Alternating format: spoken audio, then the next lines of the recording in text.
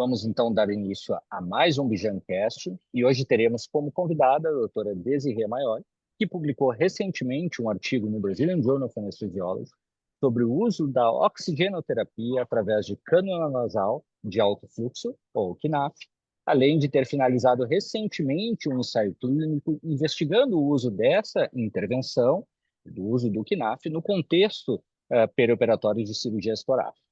E a primeira pergunta que eu gostaria de fazer à doutora Desirê nesse podcast é a seguinte: quais são os principais benefícios fisiológicos da oxigenoterapia através de cânula nasal de alto fluxo, ou CNAF, em comparação com a oxigenoterapia convencional? Então, boa noite, André. Obrigada pelo convite. Fico muito feliz de poder estar falando, né, sobre esse assunto que eu venho estudando agora nesses últimos anos, desde a pandemia, né? Então, falando um pouquinho, né, sobre os benefícios fisiológicos, quando a gente oferta, né, para os nossos pacientes oxigênio suplementar, o que a gente busca, né, o que a gente tem como objetivo é melhorar, né, a ventilação e a oxigenação alveolar, tá? Mesmo quando, assim, falando fisiologicamente, né, mesmo quando o ar ambiente está frio e seco, as nossas narinas, né, e as nossas vias aéreas superiores, elas são capazes, né, de aquecer e umidificar o gás inspirado, né, naturalmente pela gente. Quando a gente oferta, então, oxigênio suplementar, né, por umidificador, né, usando umidificador em bolhas, que a gente usa para umidificar um pouco, né, o que a gente oferta para esses pacientes, esse oxigênio seco e pouco umidificado, né, ele pode provocar queixas no paciente, tá? De má tolerância, na verdade, porque ele não consegue fazer o que as nossas narinas e nossas vias aéreas fazem, tá? Então, esse oxigênio acaba por aumentar a resistência das nossas vias aéreas, né, para proteger o nosso pulmão desse ar seco e frio, né, reduzindo o fluxo de ar e a depuração mucociliar. Então, fazendo o contrário do que a gente gostaria, né, do que ele fizesse para a melhora dos nossos pacientes. Quando a gente usa esses dispositivos convencionais, o fluxo que a gente consegue entregar é mais ou menos até, né, 15 litros por minuto, tá? E a gente sabe que o nosso fluxo inspiratório ele varia e ele, para os pacientes que têm insuficiência respiratória, varia ainda mais, né? Fazendo com que esse oxigênio que a gente oferta seja inconsistente, tá? Geralmente menor do que a gente espera. Quando a gente administra oxigênio umidificado e aquecido de forma ativa pelo catéter nasal de alto fluxo, né, que tem ganhado um pouco mais de atenção agora nesses últimos anos, como um meio alternativo de suporte respiratório, esse gás quente e adequadamente umidificado que a gente entrega, né, em altos fluxos, podendo chegar até 60, 80 litros por minuto, tá? Ele e variando de uma FiO2 por volta, né, que a gente pode ofertar com uma FiO2 baixa, de 0,21 até 1, tá? Ele tem apresentado, então, efeitos fisiológicos benéficos para os nossos pacientes, tá? Quando a gente fornece, então, oxigênio, né, com uma FiO2 mais alta e mais previsível, mesmo ofertando nesse circuito aberto, porque o catéter nasal de alto fluxo, ele é um circuito aberto, por conta do alto fluxo, a gente acaba fazendo uma PIP, né, nesses pacientes, que está descrita na literatura de até mais ou menos 6, tá? Então, uma PIP que a gente considera bem adequada, tá? E além disso, fisiologicamente, os estudos têm demonstrado que, além de aumentar a pressão, ele também pode aumentar o volume pulmonar expiratório final desses pacientes, tá? Diminuindo com isso formação de atelectasia e permitindo, então, uma diminuição desse trabalho respiratório mesmo. Então, isso que a literatura tem trazido para a gente, tá? Além disso, assim, eu vi agora, né, com o meu trabalho que eu fiz, o catéter nasal de alto fluxo ele tem uma interface muito boa, tá? O paciente ele se adapta muito bem a essa interface, tá? E ele é o único dispositivo não invasivo, na verdade, que a gente usa que diminui o espaço morto o espaço morto anatômico, tá? Dos pacientes. Então, além de, né, ter uma tolerância super boa nesses pacientes, né, ele lava também o dióxido de carbono por conta, né, dessa diminuição e desse alto fluxo, tá? Fazendo com que não tenha um aumento, né, desse dióxido de carbono com o uso, né, por um tempo maior do catéter nasal de alto fluxo, tá? Outra questão bem importante é que a gente, como eu falei antes, o fluxo inspiratório ele não é constante, tá? Ele varia de respiração para respiração. E a gente sabe que quando a gente tem os algoritmos desses equipamentos que a gente acaba usando, né, a gente acaba entregando muito menos, né, como eu falei lá em cima, do que a gente acha que está entregando. E o catéter nasal de alto fluxo, por ele ter um alto fluxo, a gente tem uma certeza maior daquilo, daquela fração inspirada de oxigênio que a gente está entregando para o paciente. Então, a fração inspirada de oxigênio que o paciente está recebendo, ela é bem próxima da que a gente acha que realmente está ofertando pelos trabalhos e medidas que a gente tem visto ultimamente, tá? Quando a gente fala em benefícios fisiológicos do catéter nasal, a gente não pode deixar de falar de pré-oxigenação, principalmente, né, na nossa especialidade, tá? Então, a pré-oxigenação, ela é um componente essencial, né, do gerenciamento das vias aéreas, porque ela prolonga realmente, né, o início, né, da hipoxemia. Então, a gente tem um tempo de apneia antes da indução, né, seguro para poder acessar e gerenciar a via aérea do paciente. Como a gente não tem uma capacidade de 100%, nas vezes, de precisar se a via aérea vai ser difícil ou não, quando a gente tem um aumento desse tempo de apneia, a gente realmente pode salvar a vida, né? Então, e toda essa questão fisiológica da pré-oxigenação nos faz pensar que ela deve ser usada universalmente, né, e recomendada antes da intubação, e vários guidelines têm trazido para a gente que a gente deve fazer pré-oxigenação também antes da extubação para que esses momentos sejam mais seguros para os pacientes, tá? Isso é, né, fisiologicamente falando, a gente precisa trazer isso quando fala do catéter nasal de alto fluxo. E quando a gente fala em estratégias de pré-oxigenação, na literatura a gente tem inúmeras estratégias de pré-oxigenação, então a gente pode usar máscara facial, catéter nasal de alto fluxo, a gente pode usar, né, ventilação não invasiva para fazer a pré-oxigenação dos nossos pacientes. A literatura traz, né, a elevação da cabeça dos nossos pacientes, né, a 30, 45 até 90 graus, para que aumente, né, essa pré-oxigenação. As técnicas de respiração, então, respirar o volume corrente por 4, 5 minutos, fazer respirações, né, profundas por 1 minuto. Então, tem várias formas da gente pré-oxigenar o nosso paciente, tá? E os dados da literatura, eles acabam sugerindo que essas estratégias, elas têm eficácias diferentes também, relacionadas tanto à variedade dos resultados, né, quanto às variedades dos usos, né, da pré-oxigenação. E o catéter nasal de alto fluxo, ele tem entrado bastante, né, nesse momento, tá? Só que as evidências, né, relacionadas, né, à eficácia ainda não são, assim, tão robustas, né, principalmente em ambientes clínicos individualizados, tá? E isso acontece, aí eu acho legal trazer isso, porque acontece porque realmente é difícil da gente mensurar se a pré-oxigenação realmente é eficaz, né? Então, a gente tem algumas formas de mensurar, que é, né, medindo o tempo de apneia segura, né, e a concentração final de oxigênio, né, na expiração, tá? Mas isso é difícil trazer para a pesquisa, né? Porque para a gente mensurar isso, a gente precisa deixar o paciente em apneia, né, até por um tempo até que ele comece a dessaturar. Né? Então, alguns trabalhos falam em 90 de saturação, 92, 95. Então, nem os dados, nem os valores a gente tem certeza. Então, não, na prática, realmente, da pesquisa, isso é difícil, tá?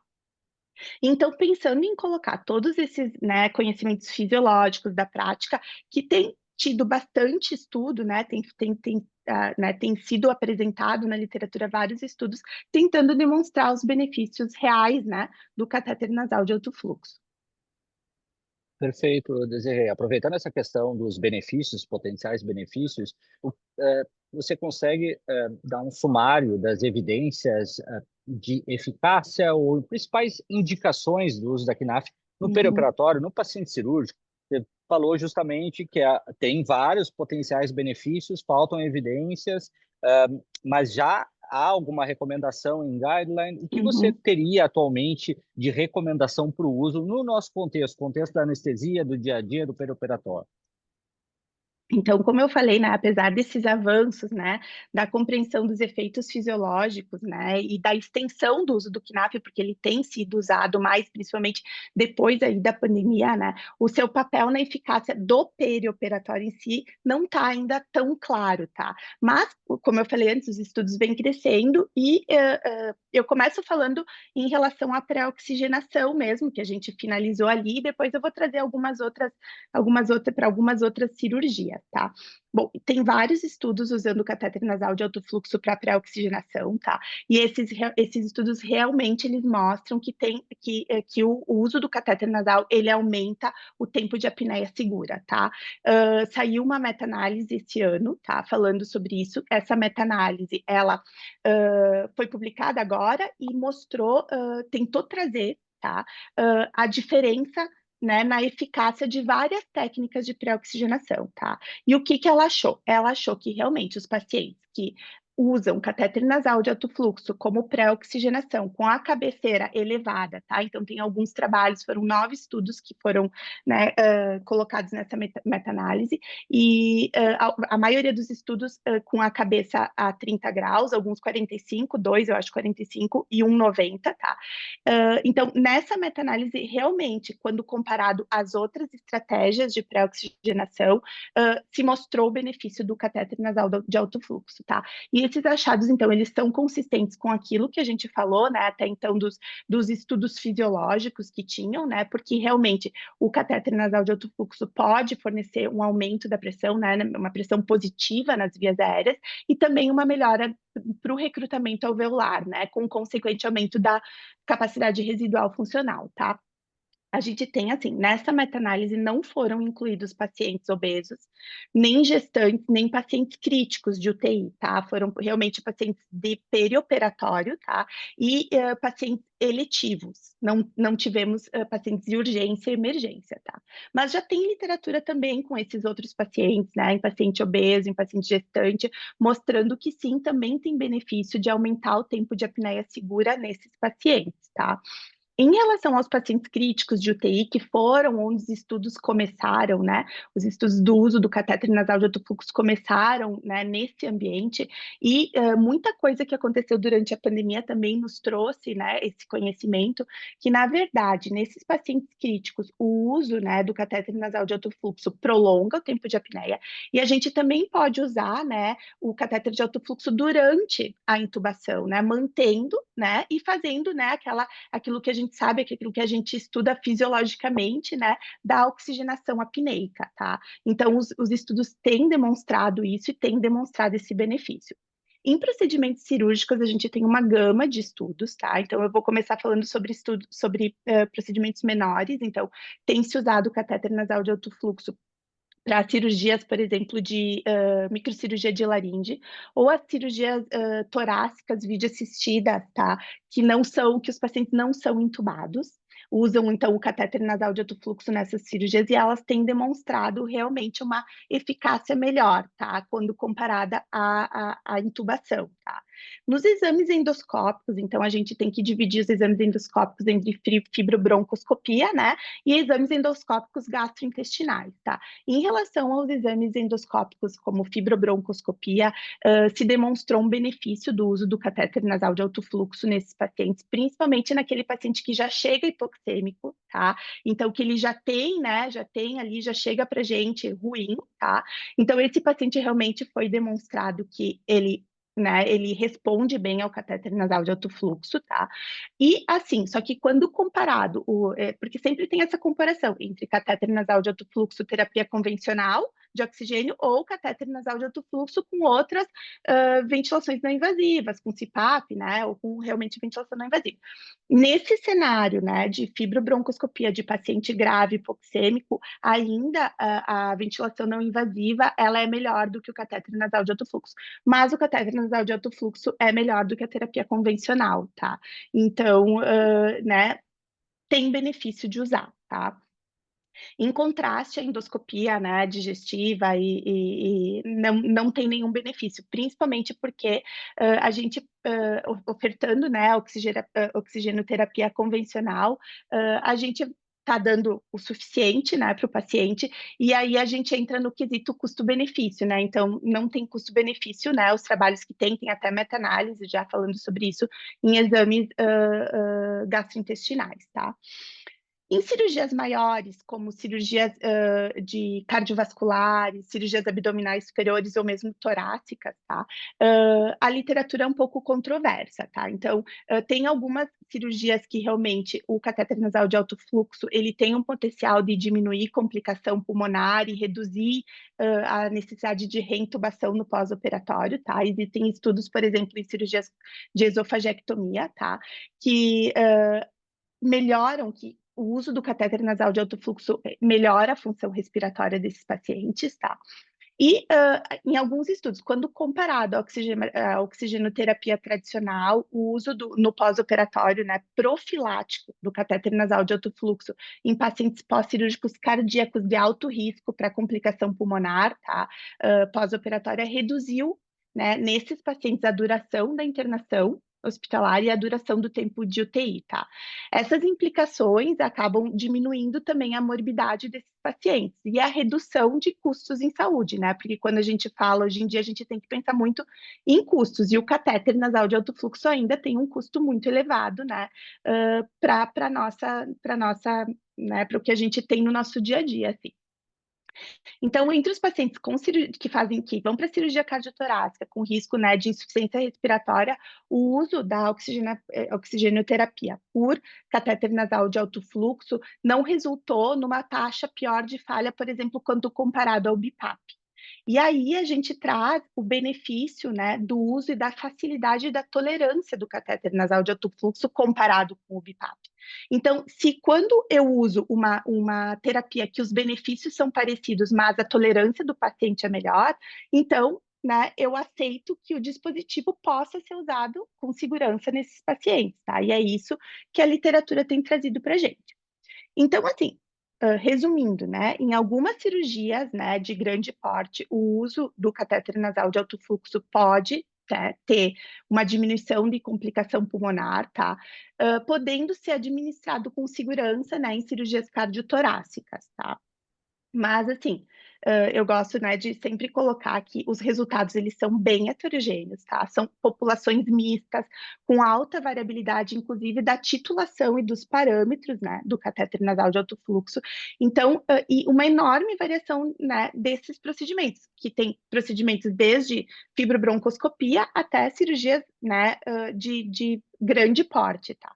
Então, por isso, assim, eu acho que a gente deve defender, sim, a necessidade de mais estudos, estudos de qualidade, né, estudos, ensaios randomizados, multicêntricos, né, para que a gente possa realmente entender o papel do catéter nasal de alto fluxo, né, e selecionar quais são os pacientes que realmente vão ter, né, um benefício com o uso do catéter nasal de alto fluxo, tá? Perfeito, Desiree. Acho que falou justamente isso, né? A questão da eficácia está sendo amplamente demonstrada. Além disso, segurança do método, uma experiência muito grande já nos pacientes críticos, principalmente durante a Uhum, pandemia, né? Observamos isso. isso aí. No contexto cirúrgico, o que você vê? Bom, você demonstrou que em alguns trabalhos já há uma redução de complicações Uhum. pulmonares, que a técnica é eficaz e segura. Como você vê, quais seriam as principais barreiras, os principais desafios para implementação do método em larga escala no Uhum. perioperatório e entre os estudos necessários, o que você acredita que seja necessário nos próximos estudos, em termos de design, em termos de planejamento desses estudos, para gerar evidências que sejam importantes para a implementação em mais larga escala Uhum. desse Uhum. recurso. Então, assim, eu até estava vendo, né, os outros podcasts da Bijan, e eu vi, né, o podcast que falou de complicação pulmonar, né, que foi apresentado há pouco tempo, que vale a pena, né, escutar para revisar, né, porque realmente complicação pulmonar é uma questão que a gente, né, a gente acaba dando muito mais valor para complicação cardíaca e esquece, né, de estratificar risco dos pacientes, de falar na avaliação, né, sobre complicação pulmonar. Então, eu eu penso, assim, que realmente, né, o uso do catéter nasal de alto fluxo, a pesquisa, né, nesse sentido, ela tem que ser feita, não só em cirurgia torácica, né, mas em outras cirurgias de grande porte, porque a gente vê o benefício desse uso, né, como pré-oxigenação dos pacientes. Então, daqui a pouco, o catéter nasal de alto fluxo vai mesmo estar, né, ali para a gente, quando tem uma intubação difícil, né, no uso desses pacientes com via aérea fisiológica difícil mesmo. Então, a gente vai começar a usar e vai começar realmente a ver o benefício, né? Então, a gente precisa realmente ter um respaldo da ciência, né, para poder utilizar, tá? Então, apesar dos benefícios fisiológicos que a gente falou até então, né, a gente precisa realmente dessa comprovação científica robusta, né, do uso do catéter nasal de alto fluxo, principalmente nesse quesito para saber se realmente diminui complicação pulmonar, né? Porque falou, né, foi falado ali no podcast, a complicação pulmonar no pós-operatório de cirurgia torácica pode chegar a 20%, né? Então, a gente precisa ter algum parâmetro que nos traga, né, se realmente ele traz benefício, né, no uso, sabe? E assim, o que eu vi, assim, durante o meu trabalho, que embora realmente o custo do material, a configuração, né, e o uso do oxigênio, do catéter nasal de alto fluxo, que é muito maior do que da terapia convencional, né, sejam, né, realmente é maior, tá? Evitar a reintubação no pós-operatório, diminuir tempo de internação hospitalar, né, diminuir complicação pulmonar. Se realmente a gente conseguir mostrar esses benefícios, né, a gente diminui esses custos auxiliares, né? A gente diminui esses custos para a saúde, tá? Então, eu penso que realmente tem que ter estudos, né, multicêntricos, né, que consigam nos trazer esses resultados, porque a gente tem estudos até então com um N pequeno de pacientes, realmente, e eu acredito que seja pelo custo de tu fazer um N muito grande, né? Então, precisa realmente de um N maior, né? A gente sabe como anestesiologista o quanto é difícil implementar uma tecnologia nova, né, no nosso dia a dia. Então, essas questões precisam ser respondidas, né, para que a gente possa usar o catéter nasal com segurança, tá? E como eu falei como a gente escreveu lá, né, a gente precisa responder, eu penso, 3 perguntas principais relacionadas ao catéter nasal de alto fluxo nas pesquisas assim futuras que a gente vai fazer. Qual paciente realmente vai se beneficiar do uso? Qual é o momento correto e o melhor momento da aplicação? Então, se eu usar no pré-operatório, eu vou ter melhor benefício de trabalho, respiratório no trans, no pós-operatório. Eu tenho que usar no pós-operatório, e aí, usando no pós-operatório, eu vou usar de maneira profilática ou de maneira terapêutica, né? São perguntas que não têm respostas ainda na literatura. E a gente também não sabe certo como a gente faz o escalonamento, né, do uso do catéter nasal de alto fluxo. A gente tem ali na pré-oxigenação que a gente usa 60 litros por minuto, FO2 de 1, né, para ter o benefício. Mas nos outros pacientes, né, como a gente vai escalonar esse uso, tá? E a gente precisa também entender que é um dispositivo novo que precisa ser usado de forma adequada, né? A gente precisa treinar as equipes, né? E a gente precisa estar atento à resposta dessa terapia, tá? Então, eu penso que essas são as principais questões que a gente ainda tem que responder, tá? E uma questão bem importante é o custo-benefício do uso, né? É uma questão ainda que o custo ainda tanto do dispositivo, né, quanto do material que é usado, né, para né, para poder colocar em prática, ele ainda é muito caro aqui no Brasil. Então, a gente precisa realmente fazer um estudo de custo-benefício, né, e esses estudos que acabam vendo diminuição de complicação e de mortalidade, morbidade, eles acabam, né, para as operadoras ou mesmo para os hospitais sendo difíceis de mensurar, né, no momento. Eles veem o custo aquele que a gente está usando ali na cirurgia, né? Então, acho que esses são as nossas principais perguntas agora para pesquisa, assim, né, em relação a esse assunto. Perfeito, Desirê, perfeito, ótimo. Uma última perguntinha para nós finalizarmos. No teu estudo especificamente,